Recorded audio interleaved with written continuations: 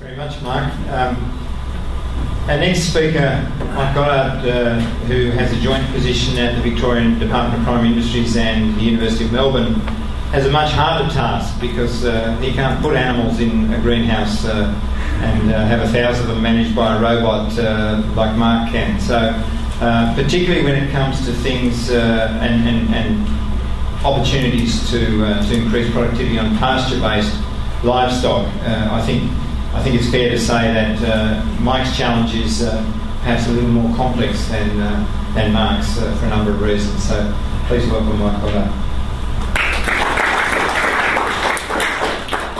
Thank you, Mick. Good afternoon, ladies and gentlemen. So you can see I'm talking about technology for increasing productivity in pasture-based industries in Australia. And what I want to answer is, what are the main opportunities to increase productivity? But I have to sort of introduce a caveat straight away, because if you really want to make money out of farming, you have to do most things well. And so we have to keep making little gains wherever we can find them. Anything that was a real gain is worth looking for, even small opportunities. But having said that, you've got to concentrate on something. So I'm going to go back to say, well, where are the biggest opportunities? There are both opportunities and challenges facing the Australian livestock industries. The opportunity comes from an increasing world demand for livestock products like meat and milk. And the big increase in demand is people living in Asian cities. You've got to remember who your customers are. The challenge comes from the fact that I think everything that we use almost is going to get more expensive. The costs of grain, of labour, of fertiliser, of water, of fuel and power are all going to go up. Climate change is going to impose additional costs on production, and there are increasing demands that are related to environmental protection and animal welfare. So I think while we might have a demand in the world, we're going to have increasing cost pressures. And we have competition from other people. We have competition from livestock producers in the other parts of the world, particularly South America is the obvious example. And we have competition from pigs and poultry producers and from plant-based competitors. If you think that that's laughable and they're never going to produce steak out of plants, just talk to your wool-growing friends.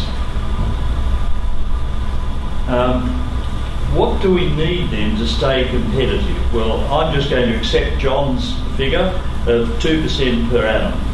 And that means we have to double production from the same resource over the next 35 years. First question is, well, is that even possible? This is just genetic change, not even better nutrition and environmental control, just genetic change in broilers, comparing a 1957 line that they sort of got out of the freezer and compared to the 2001 commercial birds. And you'd hardly recognise them as the same species. The change in the genetics of broiler chickens has just been enormous. So that's what one of our competitors can do. The Victorian DPI recently did a review of the changes in the dairy industry over 30 years. And in sort of round figures, production per cow has doubled, production per farm has quadrupled because we've got bigger farms, and production per hectare, not too sure, maybe 3 times. So it is maybe possible to achieve this doubling of production over 35 years from the same resource, but it certainly won't be easy. So how can we get this doubling? Well, I've broken down first into, do we want or can we get an increase in value of the product or a decrease in production cost per unit of product? everybody would like an increase in value of the kilo of meat or whatever you're selling. I don't think it's going to happen. Australia already gets premiums for the quality of the meat and milk and wool that we produce. And of course we absolutely have to maintain those premiums and increase them if we possibly can. But I just don't see we're going to get a massive increase there, particularly when you remember that the customers are not rich people, they're medium income people who are just getting rich enough to be able to afford meat and dairy products in their diet, for example. So I think most of the gain has got to come from the decreasing the cost of production. And we can do that by increasing production per hectare or decreasing costs per hectare. I don't think we can do that. We should try everything we can to drive down costs, but so many of the costs are overhead costs that are just locked in. And I don't think we're going to get a huge reduction in costs per hectare. So we've really got to get most of this doubling from increased production per hectare. That means different things in different industries. And some of you who know these industries better than I do will tell me I've got it wrong. But I'm trying to make the point that it's not the same everywhere. In southern Australian beef production, they harvest about 20% of the grass that grows, in the sense that it gets eaten by cattle. And so that could be pushed up. New Zealand dairy farmers harvest about 70%. So by more intensive grazing, we could get a big increase in the amount of grass that's grown that actually gets eaten by cattle in southern Australia. In northern Australia, if you tried to harvest 70% of what grows, you would wreck the pasture. So that's just not an option that works in that industry. I reckon what you need in the north is higher quality feed sources. It's not more feed. We don't want to grow more spear grass at 1% nitrogen. We want to get higher quality sources of feed so that we can get higher growth rates, higher fertility and lower losses of calves and cows. So what's the technology that's available to achieve this doubling of productivity?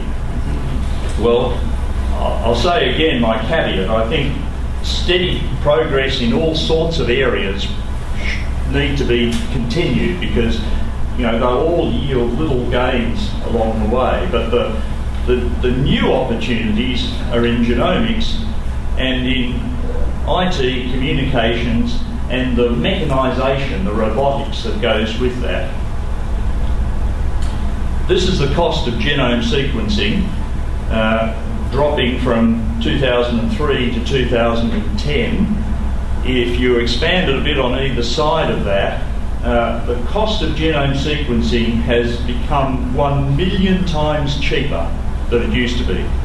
Now, I don't know of anything else that we use that's 1 million times cheaper than it was a decade ago. So there's the opportunity. The challenge is for us scientists to make some use of that technological change. So I'll briefly look at opportunities in animal nutrition, animal genetics, and animal health. In nutrition, I think the big opportunity, as I've said earlier really, is for better pasture plants or fodder crops so that we can get higher quality nutrition. I don't think we're just going to be able to throw grain at cows and make money out of it, because grain prices will be too high. So we've got to have fodder crops or pasture plants that deliver comparable nutritional value to feeding them grain. And we can do that with genetic improvement of the plants. Genomic selection is selection based on DNA markers, and I'll talk more about that, and transgenics is genetic modification of plants. Growth promotants is probably another opportunity. The biotech technology could be used maybe to find another growth promotant that increased growth by 10%, say. How difficult would it be to take that to market in today's world? I don't talk to the pharmaceutical companies very much, but I doubt they would be brave enough to do it, to be honest. So I'm not sure that's going to happen. The third opportunity I've got there is methane inhibitors. Production of methane depends on a complicated interaction between the host, that's the sheep or the cow, the rumen microbes, and the food they're eating. And it's been hard to study in the past because we couldn't even grow these wretched rumen microbes in most species. But we can now just go in and get some rumen fluid and sequence the rumen bugs. Metagenomics it's called. So again, there's an opportunity there to do the research and to come up with some way of inhibiting methane production. And I think there's a good chance that will work. In animal genetics, the big new opportunity is in genomic selection. Reproductive technology is not an opportunity. It hasn't improved for years, but it's beautifully synergistic with genomic selection. So there's an opportunity there, and transgenics is an obvious one to discuss. I don't think we will see transgenic livestock in agricultural production for 20 years. So I'm just not going to say any more about it. So traditional selection has achieved gains. This is the genetic improvement in sheep. This is the genetic improvement in US dairy cows, but Australian ones would look the same. It's been working well. Genomic selection, though, can increase the rate of those gains. Genomic selection is selection based on DNA markers covering the whole genome. So it's just traditional breeding, but with more accurate selection. In dairy cattle, we can already predict the true breeding value of an animal with an accuracy of 0.72 from DNA markers when it's born. This is doubling the rate of genetic gain in dairy cattle because it's halving the generation interval. We don't have to progeny test bulls anymore, we just select them on their DNA. It's only been introduced a couple of years ago and it's been adopted worldwide in the last 3 years, to the point where 20 to 40% of the semen sold in many countries now is from young bulls that have just got a DNA evaluation. It's applicable to all animals and plants, so we can expect to see it used, as Mark has already said, in crop plants and in pasture plants and in other livestock species. It's especially useful for traits which are difficult to improve by traditional means. One of those is food conversion efficiency. Everyone agrees that's important, but it's just too costly to measure all of the animals on your stud to see which are the most efficient. Both the dairy and the beef CRCs have had a go at this. In dairy CRC we measured heifers, and the least efficient ones took 1.5 kilos of food per day more than the more efficient ones to achieve the same rate of growth. It's heritable, and we can find DNA markers for food conversion efficiency. Now, for some reason which I do not understand, my story is completely different to Mark's. He finds one gene, I always find 1,000 genes. Every trait I look at, there are large numbers of genes affecting the variation in cattle. And that's no different for efficiency, but we did find some interesting ones. In cattle, we've used 600,000 markers to cover the whole genome. And this is just one chromosome, chromosome 5, and each spot is a single marker. So you can see there's huge numbers of markers just on this one chromosome, and the height of this spike is the evidence for association between the markers and food conversion efficiency. And the spike is right on a gene called HMGA2, which is a very uninformative name, but it so happens that in mice, in humans, in pigs and in cattle, mutations in HMGA2 affect growth, they affect fatness, and they affect the distribution of the fat. This is our results from cattle. So there are two alleles, A and B of this gene, and you just look at one of the alleles, what's the effect of that? The other one, of course, is just the reverse. One of them makes them shorter, lighter, decreases fat on the rump, increases fat in the rib, increases marbling, and makes them less efficient. So it turns out that the Brahmins and European cattle have opposite alleles for this gene, and this gene explains partly why you have a different fat distribution in Brahmins to European cattle. The Brahmins have got the allele that gives them less rib fat, less marbling, and more P8 fat, which everyone in the abattoir would say, yes, of course they do. But the fact that you could find a gene that explains that, I think, is just extraordinary. Animal health, the biggest cost, the biggest disease cost in cattle anyway, is ticks in Northern Australia. 140 million per annum cost. I don't think there's a lot of opportunity to fix this problem. I just don't see a new opportunity that wasn't there in the past. It is possible to develop vaccines and using new genomic technology in vaccine development, but it's a hard job to get vaccines against big things like ticks. So just an example of how this might play out, and you'll tell me in 35 years that I got it completely wrong. The only trouble is that most people will have got it completely wrong. But how could we do this? So the first example is the northern beef industry. We want to double production of beef per hectare. Well, we can do that if we mated them as yearlings instead of 2-year-olds, if we got 80% weaning rate and decreased our cow losses, growth rate of 0.7 kilo per day on farm, and a short feedlot finishing phase to get them to market.